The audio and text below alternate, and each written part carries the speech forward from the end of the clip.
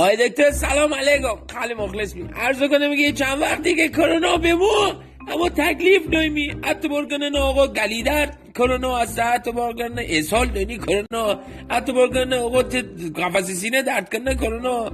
آقا جان تو که غریب نی، حتی چند وقتی هستی که من گوز که دیمه نو بی داینه نو صدا داینه.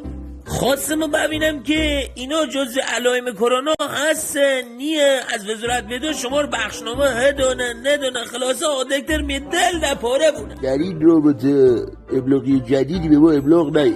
شما به بعد رو شیه فرمون حتی بگوز ببینم چند مرده علاجی.